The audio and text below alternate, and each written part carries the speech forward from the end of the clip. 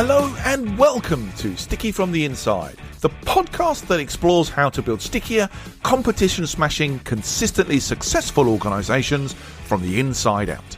I'm your host, Andy Goram, and I'm on a mission to help you turn the lights on behind the eyes of your people, light the fires within them, and help more of us lead successful, fulfilling work lives.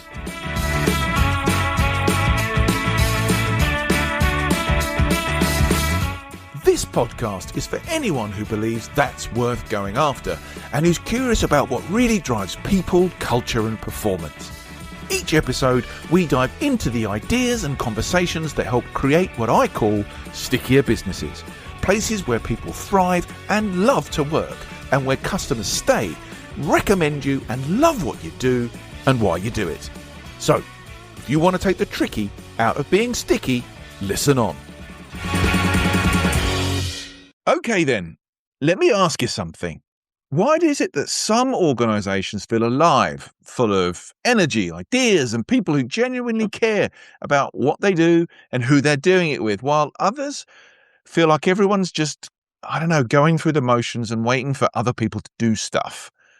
I mean, that is the employee engagement challenge I set this podcast up for originally to find answers to. And blimey, over 140 odd episodes, I think we've shone a light on what it really takes to tackle that question and work become more fulfilling and successful for everyone. But in real honesty, the needle on engagement hasn't moved in decades. In fact, it's probably getting worse. Now, why? Well, I still think too many of us are focused on the wrong things or still looking for quick fixes. Employee engagement isn't about perks, pizzas and pulse surveys or trying to push people to care as much as you do and work longer and harder. But it is about something far more powerful for me. It's about finding the link between what really drives the business and what drives the people within it. It's about creating a place where people want to be, where they want to stay, where they're prepared to work hard, to try things, to speak up and say good things about the organisation to others when you're not there. And yet, so many of us are still scratching our heads wondering why engagement feels so hard.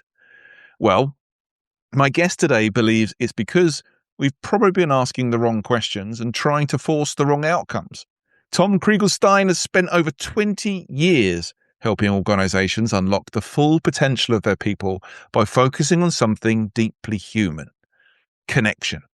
He's the creator of the wonderful dance floor theory, a brilliantly simple way of understanding how people actually engage at work, why some of us are right in the middle and why others hang back at the edges, and why you can't just drag anyone onto the dance floor if they don't want to be there and expect them to dance. In this conversation, I hope we're going to explore how we can create the conditions that invite people in, why engagement in reality happens just one step at a time, and what it really takes to build a workplace people want to be part of, not just turn up to because they have to. Tom, welcome to the show, my friend. Oh, Andy, it is a pleasure. And I have to say to you, kudos for pronouncing my last name correctly. That alone puts you above 99.9% of people. Mate, as a podcast host, that is the first bit of jeopardy, I think, when you have a guest on. It's like, oh my God, how do I pronounce their name? And we've had some really interesting names, but I'm glad I got it right. You know what? We talk about connection. The very basic fundamental of connection, I think, is using somebody's name and using it correctly. Yeah. People love their name. There's some science behind it that when people hear their name, it somehow blocks out it just gets them super focused. Isn't it called the cocktail party theory, that when you're having a chat with somebody on a cocktail party and you're supposed to be listening to them, you hear your name mentioned by somebody else and that's all you can focus on? Yeah, the names are important. And in the program, I know we're going to get to it, but when we're building a connection with someone, I use this thing called the cat's eye system to be able to start a conversation with someone that maybe you don't know, or you're someone who's not necessarily good at just starting random conversations. And in the cat's eye system, actually what we do is we save the name until the very end. So after we have an emotional connection with the person and we found out a similar thing that you and I have together, Then at the end, I go, oh, by the way, my name's Tom. What's your name? And then you're supposed to repeat it back. Did you say Andy? Is that with a Y or an I? Oh, well, nice to meet you, Andy. Because now we have this emotional connection to the name versus saying it up front and then poof, it's gone. I love that. Listen, we're off already. I'm not even asking any questions yet, Tom, and we're just straight in. I would like very much, before we get too overexcited with this topic, which is going to happen today, I know it is, can you just do us a quick favor? Just give me a good snapshot of who you are, what you've been up to, and where your focus is today, please, Tom. Yeah. So my name's Tom Krieglstein, and I run an organization called Swift Kick Leadership. What we do is we help leaders to better engage their people. That is the core work we do. We do it through a philosophy or a framework called dance floor theory.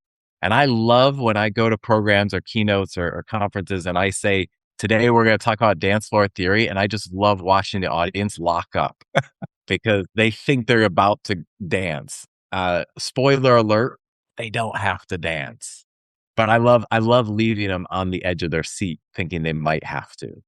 So that's the work I've been doing for 25 years now. Wow. And it started originally with working with student leaders of clubs and organizations on how they can better engage their students in their organizations.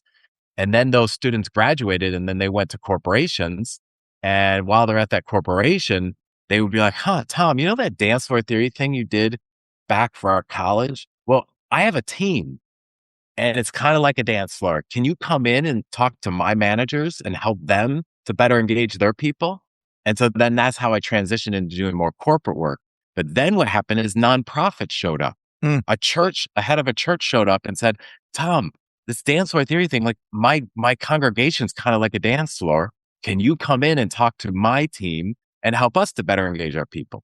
And then associations showed up and then paid organizations showed up. And then goat yoga showed up. No, I'm kidding. Goat yoga. I don't work with goats, people. I mean, I would never say never, Tom, right? Let's just, you know, it's been a long time, 25 years, things are evolving. I was going to ask you what drew you into the world of engagement, and you've just sort of explained it really, because I think I watched it must be one of your early videos, although you look ridiculously young for somebody who's been doing this sort of stuff for 25 years. But I think that was a college presentation, and I think you had like 20 seconds a slide for something like 6 slides or something. If you can distill the energy and essence of this dance floor theory in that amount of time and connect, I can see where this comes across. But it's no wonder to me, having just heard what you said about how many people this stuff now touches, because connection is a human thing, right? It's not just for college students or just for business. It could, I guess, in some shape or form be extended to goat yoga in the future. But this is stuff is transferable everywhere. We talk about employee engagement as a loose topic here, but we're really just talking about engaging with people, aren't we? Ultimately, that's why it is our first and foremost lesson of the dance floor. The more friends you have on a dance, the more fun that dance is going to be, and the longer it's going to last. That's why it is the core first message I bring up front. Now, with that though, is of course, I go into corporations. I was at Apple working with the like top managers. And that's my third slide is more friends equals more fun. And I looked over and there was the head of IT and the IT. I'm like, I see the doubt in your eyes right now. I feel like, wow, how much did we pay this guy to come in here and tell us that more friends equals more fun? So then I click to another slide. And in that next slide, what I say is Gallup research shows that when teams are more socially connected, engagement, productivity, and retention rates go up. And then I show them a stat about IBM that they did an internal study at IBM that found that every new social connection that they made between different departments added $948 to the bottom line of that department. Or Accenture found that companies that have more social connections has 7.4% increase in revenue. And Bank of America installed a break room, a communal break room in one of their call centers. And just the simple fact of the team being able to bond on their break increased the improvement of the call handling, team cohesion by 18%. And that call center increase its productivity for the year by $15 million from this one break room. Like, we're biologically wired to be connected as humans, and somehow we feel like that stops as soon as we enter into the office. It's crazy, isn't it? I mean, I have had clients in the past when we have been doing things like engagement surveys question the inclusion of the question like, I have good friends at work. Why do we need why do we need to have that? Can we not just get that question out? There's too many questions. Let's get rid of that question. And you're like, I think you're really kind of missing the point here. This is Yeah. not a fluffy thing. This is directly correlated to engaging, thriving workplaces. It stands to reason to your rule. More friends, more fun. Add to that the stats on the other side of it. 33% of employees never receive any kind of recognition at work. 53% go home unhappy. Yeah. 58% trust a stranger more than their own manager. 79% of employees quit, citing a lack of appreciation. Like, Houston, we have a problem. Well, this is the thing I wanted to ask you, right, before we dive into the other elements of Dance Floor 3, which I really love, by the way. It's just such a fun way of bringing the very real solutions and issues associated with trying to get people to come with you in such an engaging way. When you first pulling all this stuff together, when you were looking what was going on, what were you seeing? What patterns were you seeing that other people had clearly missed or were struggling to kind of pull the threads together to find solutions and way forward? How did it all kind of begin for you? The origins of dance floor theory is a friend of mine had a tech company in LA. They wanted to expand into the New York City market. And it was a tech company meant for younger crowd, like young adults. And so they wanted to build their connection with young adults. And so they thought, let's go to the dance clubs and start like building connections there. My friend goes into the first dance club and it's dead. Like, it's just a dead atmosphere. And this guy named Marcus, a huge, tall black man, walks in. And within 15 minutes, Marcus had changed the entire atmosphere of that dance floor. And my friend saw it happening. And he's like, what? And so he goes up to Marcus, like, what did you just do? And Marcus said back to him, he's like, dance floors are all the same. Humans are all the same. It's about the dynamic of the relationships on the dance floor. And he's like, I kind of call it, he didn't say dance floor theory, but he's like, it's some version of that. And then Marcus said, let me show you what I mean. They left, went to another club, and he did it again. And so from that moment, by the way, we don't know where Marcus is or who he is. Maybe he doesn't exist at all. And maybe like it was a person who just came into this world to give us this thing, this theory, and then disappeared. But what happened is then my friend held on to that, and he and I met up doing a summer program together for youth. And at that summer program, it was at Stanford University. And there's the room setup was that there was a balcony with all the students down in the ground.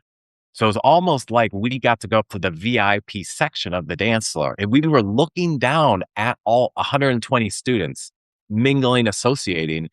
And he turned to me and he said, have I ever told you about the theory I have with dance floors? And then I'm like, what? Huh? And then he talked to me about it, about what happened with Marcus. And I look down here and I go, Kevin, like, this is happening right here. And that led he and I on a journey of building out the curriculum for it so that we could then go to any leader anywhere and say, hey, your world, your people are a dance floor. And there's some rules that guide that dance floor, and they're universal. And once you understand these universal rules, you can better engage them. And that's where it went from there. I love it. And you know, some of these the best origin stories are really simple in the moment things that happen. And so you get this kind of big, nice piece of clarity out of something that's happening every day and people are just missing it. You know, I love that stuff. And it feels to me like it's been a life's work for you as well, which is awesome, having that kind of purpose. Let me say the life's work is, I believe the world would be a better place if more people were plugged into positive, supportive communities. That's the life's work. Because these books here, I'm just going to hold them up. I don't know, we'll have camera or not, but Bowling Alone and The Death and the Life of the Great American City. Both of these books talk about the demise of community, specifically here in the United States, but you could extrapolate it anywhere. I bet you could, yeah. And then attached to that demise of community are all of the social ills that are increasing. Mm. And so I genuinely believe that the reason we continuously are having these increasing social ills is because community has been destroyed. People no longer have a place where they go deep with a group of people over an extended period of time. That doesn't exist nearly as much as it used to. Yeah. If I think about the very best places that I have been fortunate enough to work in, there was a definite sense of community there. Tell me, what would you say then? Just like, what were the ingredients that you'd say it definitely had a sense of community? What were the ingredients? I will say, and this will be an overplayed word today, there was a definite sense of connection. When I mean sense of connection, there were clear and obvious organizational things that I think we were all drawn to, but there were very, very similar behaviors within inside that business that people showed each other, whether it be courtesy or respect or support, whatever that might be. There was that. Well, there's connection. There's connection. Definite connection. There was energy. There was real energy. And that also bred a feeling of confidence in each other. You were allowed to go and do things or say things and stand up and do things, and without any real fear of looking daft. I mean, I looked daft plenty of times, but that was fine. It was part of the process, right? So technically, let's call that psychological safety. There was psychological safety where anyone felt comfortable enough to say what needed to be said without repercussion or mess up and not have it be a huge issue. Okay, so we got two. What else? And I think that within there, particularly, there was a real clarity on how we contributed. Like in the roles that we had we could see ourselves in the bigger picture, right? Definitely see ourselves in the bigger picture. But what I think on reflection, and I don't know if this was really intentional at the time, pretty much everybody else knew what everybody else was doing. And that wasn't that they were in their business, but they understood what other people did. And I think what that made was it was a very fluid place to go and ask for help or have people kind of check in, or when you were in a project group, it was full of different perspectives that were well understood in the room. That was a definite difference, I think. So if we go now, I'm going to just label them as you go through it. So I'm going to switch the first one from connection to sense of belonging. So there's sense of belonging, there's psychological safety, and there was a purpose. Yeah, like you all knew why you were there. You were all driving towards something. 100%. Okay. Any others? This is good. I think the sense of community was these were people that I would speak to, not just in work. Do you know what I mean? There was extension outside of the work. We worked well together, but there was stuff outside, and where you could really be yourself. And I think that was one thing. And I think the standout thing, and I'm not talking to people about this a lot, is that whilst I was probably the happiest I've been in my career and the most productive, it was the most challenging environment.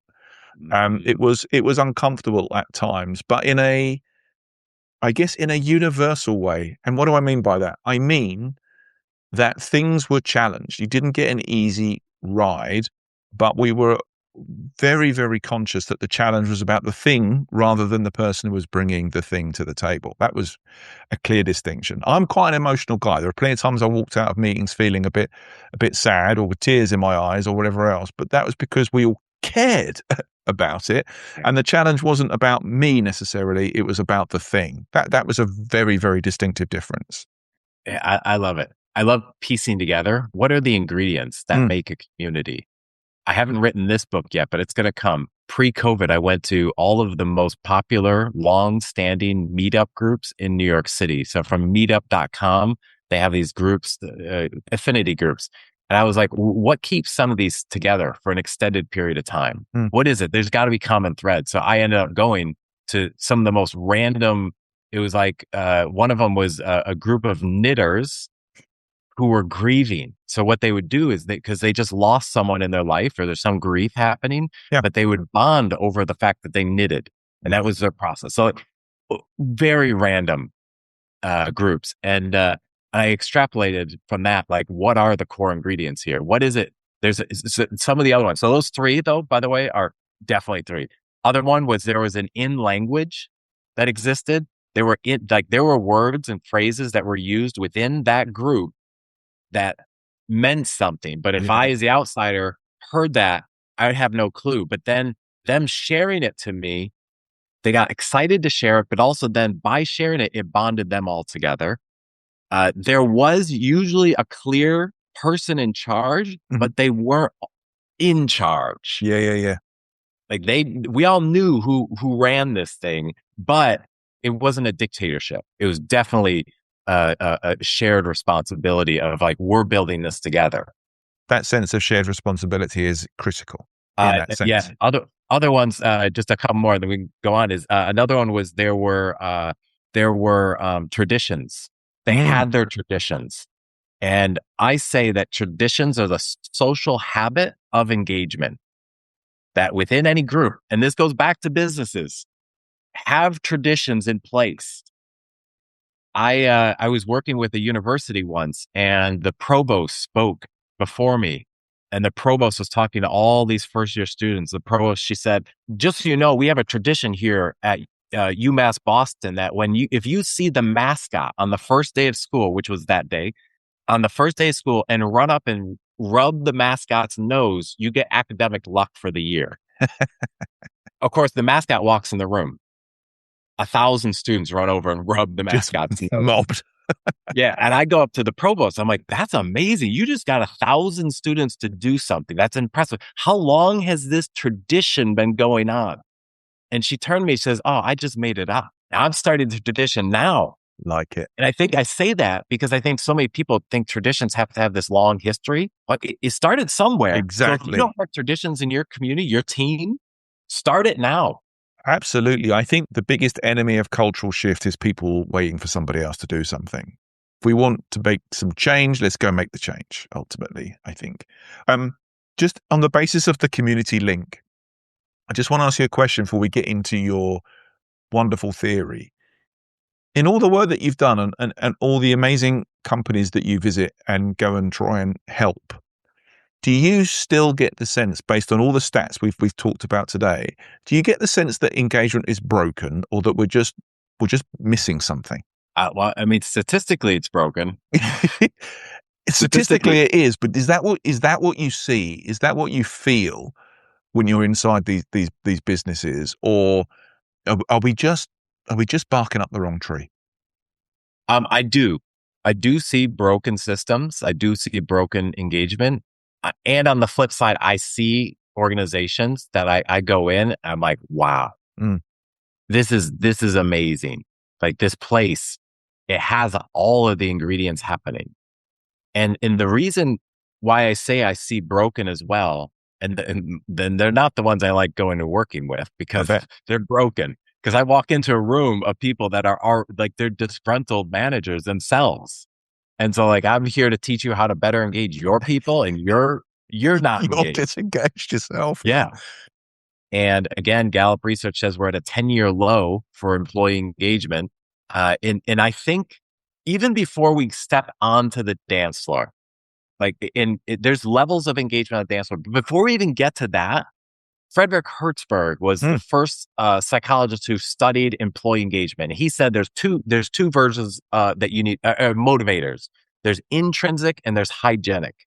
Hygienic motivators are all of the tactical things, like is the pay fair, is the work hours fair, is the effort, the work, all of it, is it fair? Is it gender equality? Do we have time off for pregnancies or whatnot? Is all that fair?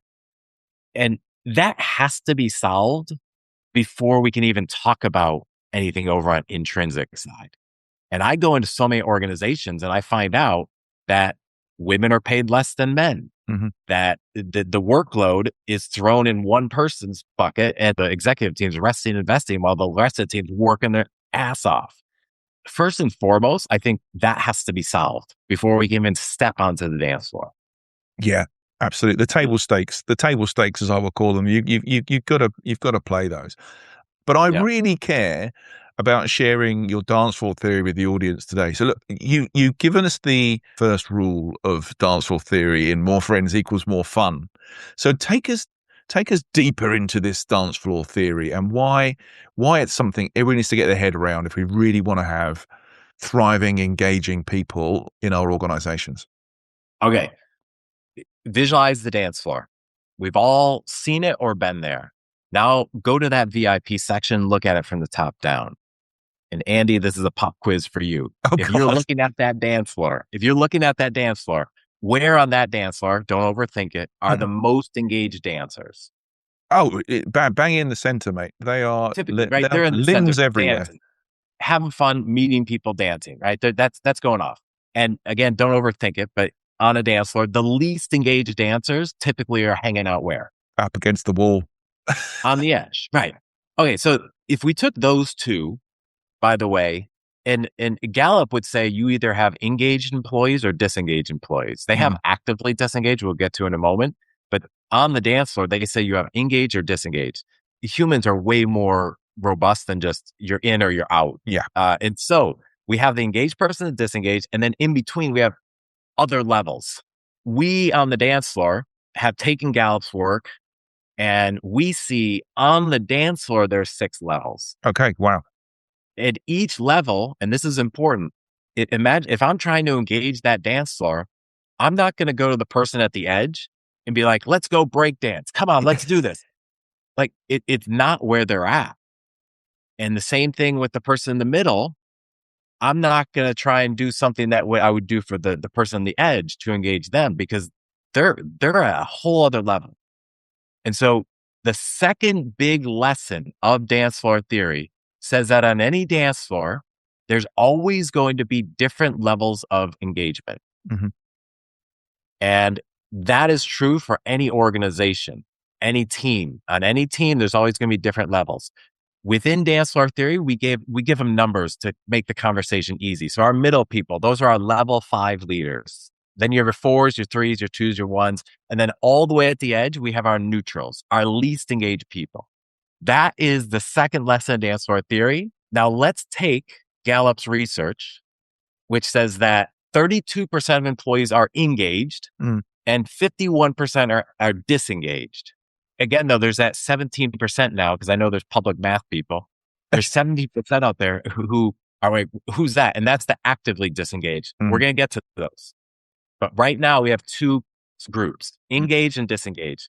If we map that over our dance floor, neutrals and 1s are your disengaged. 2, 3, 4s, and 5s are your engaged. Mm-hmm, mm-hmm. That is now where we're at with dance floor theory.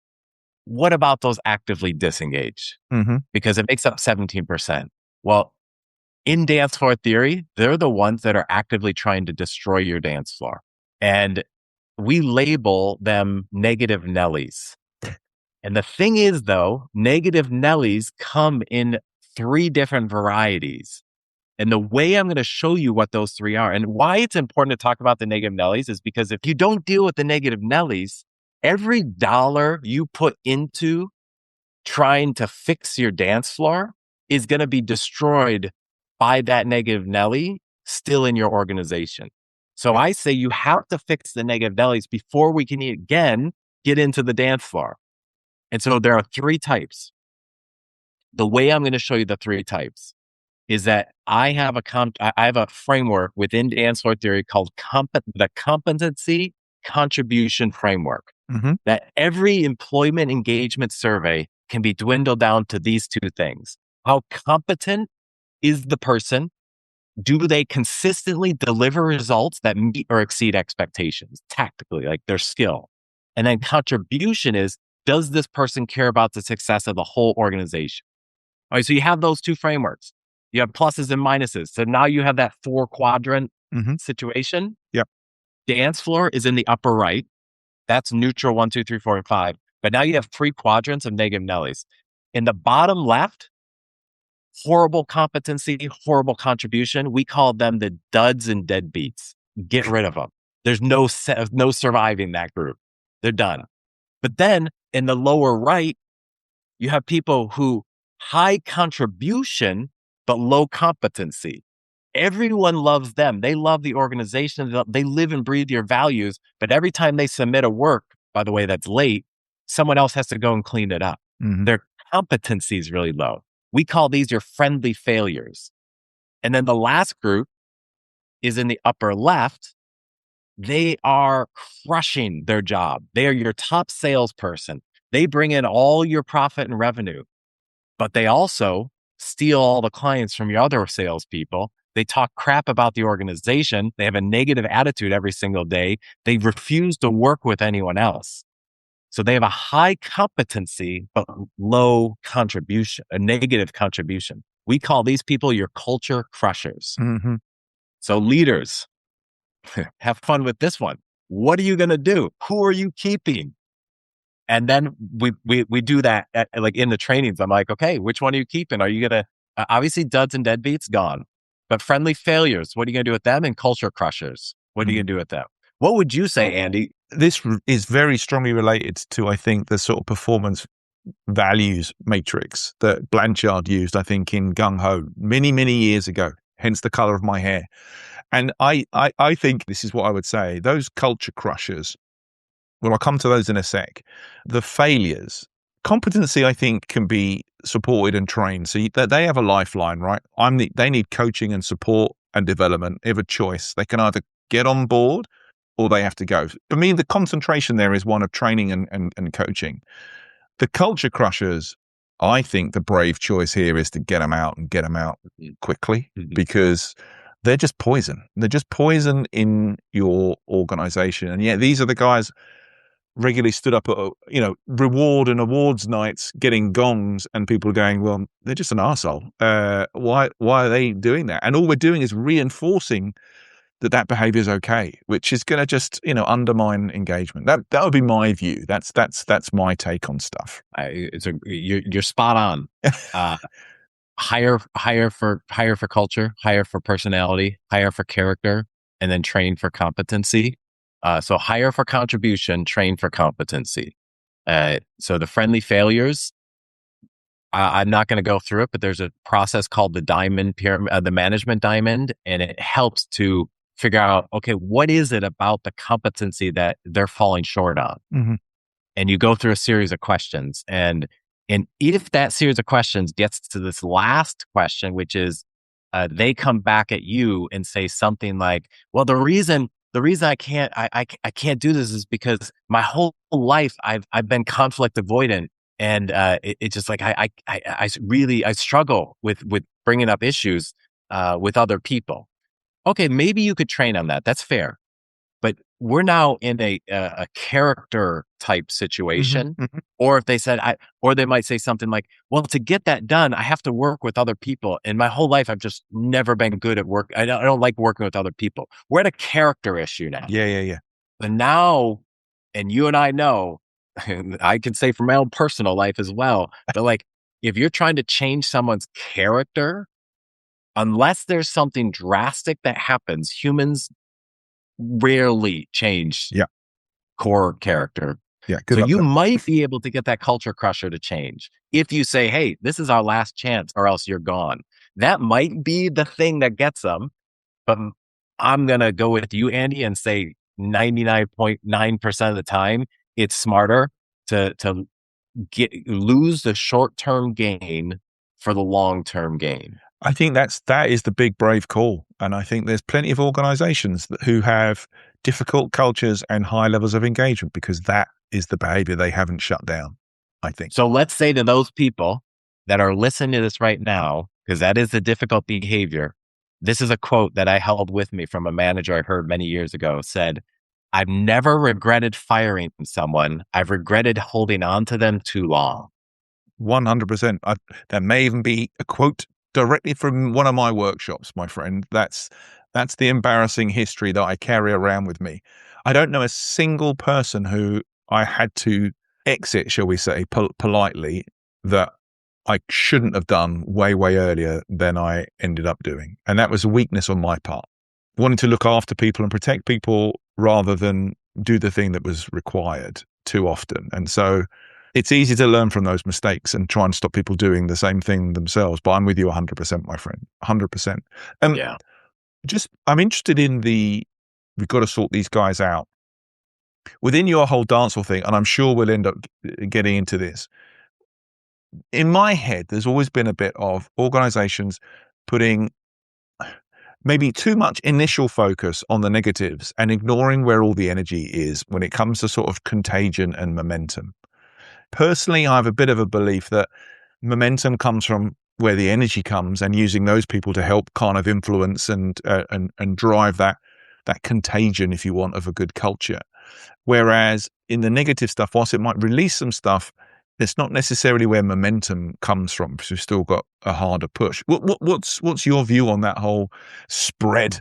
How do we spread the good vibes on the dance floor? All right, so now we've gotten rid of the negative Nellies, and imagine this situation. So there's a dance floor, and you walk onto this dance floor and you see two groups of people, and you have to make a choice as to, you have to join one of them. Okay, walk on. You look over here, dancing, having fun, having a great time, and then you look over here, arms crossed, grumpy, annoyed. Which one are most people going to choose? The one where the energy is upbeat. The reason that matters for managers is because the number one reason, fun fact, that people leave their job is because of a thing called the vertical couple. And the vertical couple is the relationship between the manager and their person, their employee. That relationship has a huge impact on that employee's decision to stay, and appreciation and enjoyment and all that good stuff.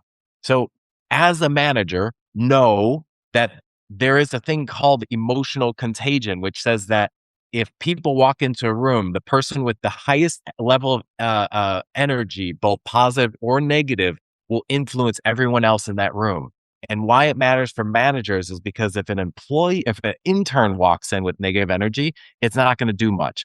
But if a manager walks in with negative energy, it's going to have a massive impact, because title magnifies the influence. I love that. And it's a topic we talk about quite a bit on here. But let's go on to the dance floor now, okay? Let's do it.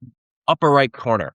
There's 6 levels: neutral, 1, 2, 3, 4, and 5. Each level thinks in a different way and has to be interacted with in a different way. So first, I'm going to give you what they're thinking, and then we're going to go back down and give you how to engage, because this is the core now.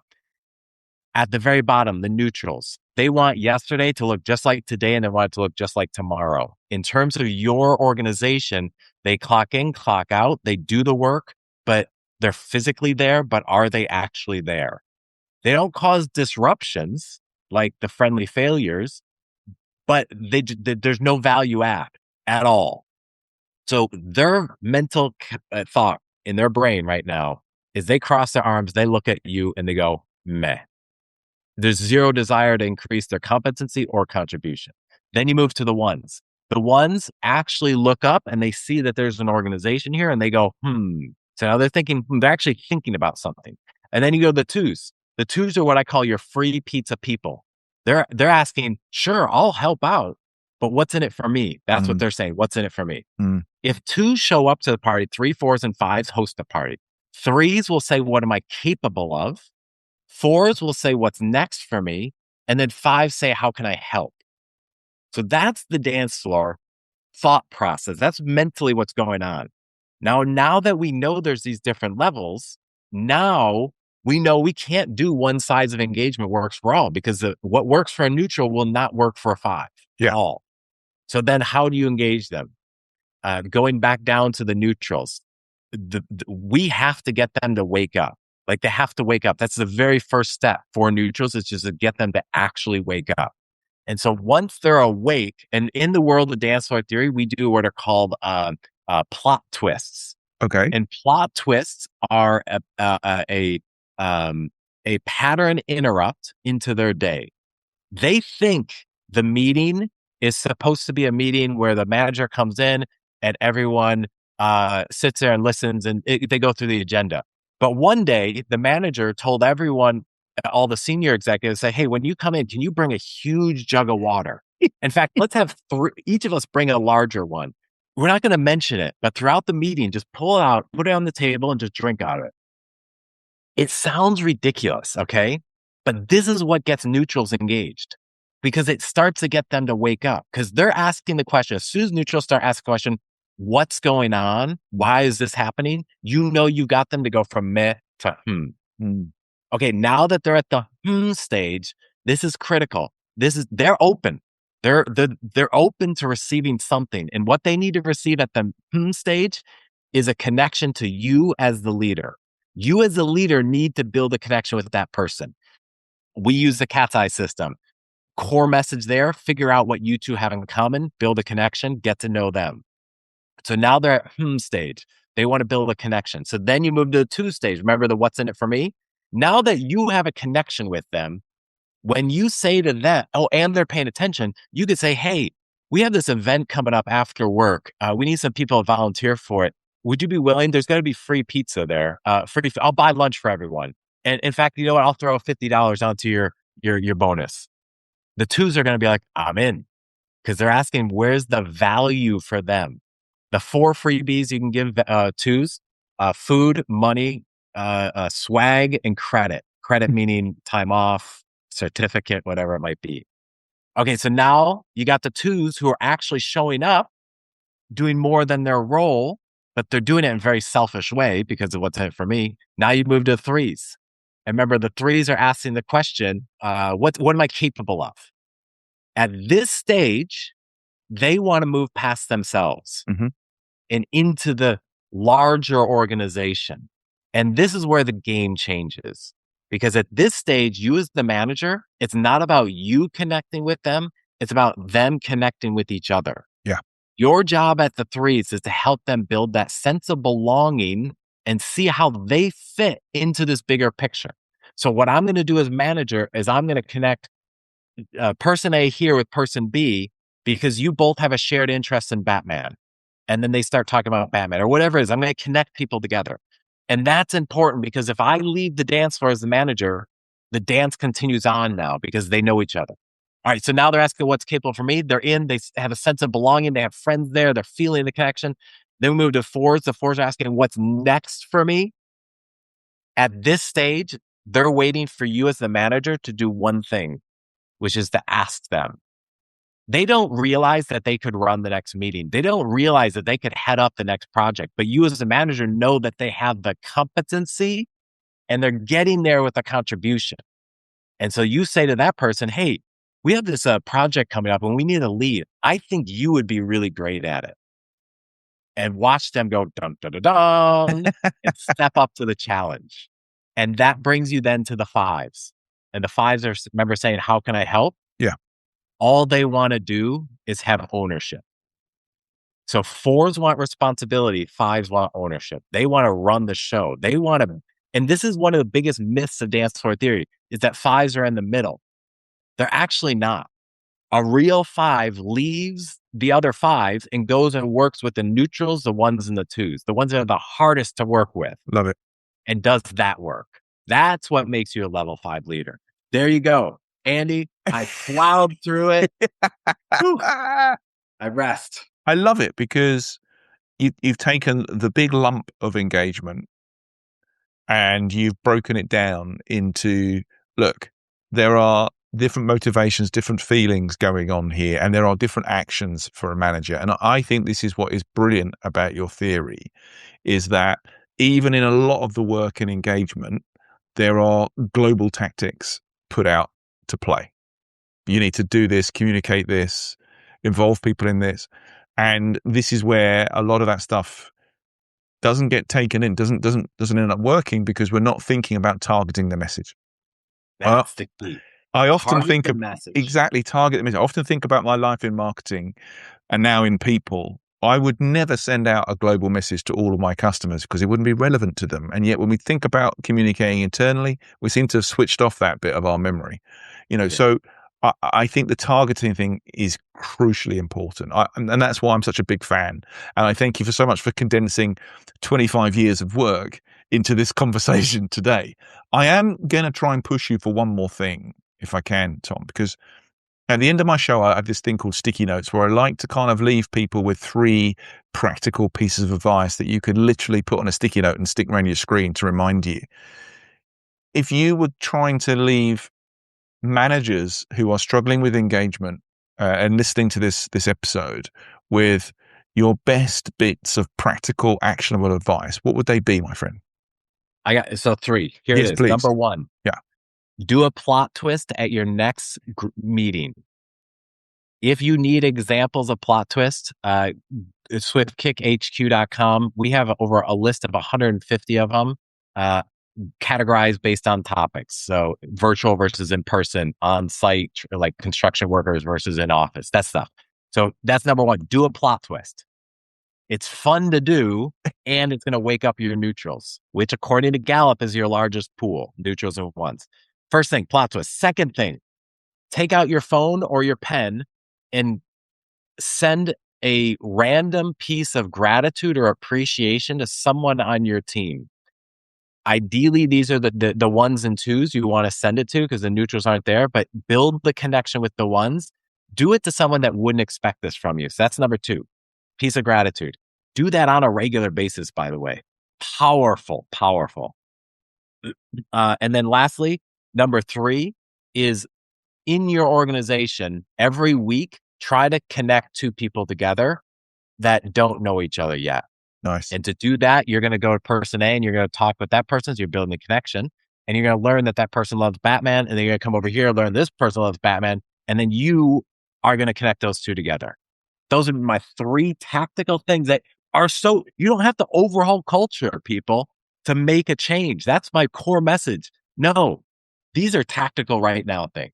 I think that is brilliant. And I think that message about not trying to eat culture in one big bite and little, simple, practical things you can do every day to connect people to each other and to what the business is trying to do is the secret to this stuff. Love it. Tom, you're a superstar. I've loved meeting you. It's been amazing to chat to you. If people would like to find out a bit more about you, engage with the whole dance hall thing, are they heading to swiftkick.hq.com? Where should they track you down? Yeah, so I'm Tom Krieglstein to all the socials, but good luck spelling that. So here's an easier way. In Google, type the word Swiftkick, and what's going to come up are 3 things: an 80s rock band called Swiftkick that's having a revival career.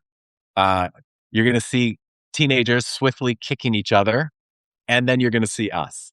Luckily, we're the number 1 slot. From there, you're going to find all my socials and all the connections you ever wanted. My core ones, though, are LinkedIn, YouTube. I'm going to just go Instagram, sure, but LinkedIn and YouTube are my main ones. Find me there. Say hi. Love it. Tom, what a pleasure. Thank you so much for sharing dancehall theory and everything else that we've talked about today with us. I wish you the best of luck, my friend, with this quest. And thank you so much for joining us today. Appreciate it, Andy. Thanks so much for having me. Okay, mate. You take care. Well, okay, everyone. That was Tom Krieglstein. And if you'd like to find out a bit more about him or any of the topics that we've talked about in today's show, please check out the show notes. So, that concludes today's episode. I hope you've enjoyed it, found it interesting, and heard something maybe that will help you become a stickier, more successful business from the inside going forward. If you have, please like, comment, and subscribe. It really helps. I'm Andy Goram, and you've been listening to the Sticky from the Inside podcast. Until next time, thanks for listening.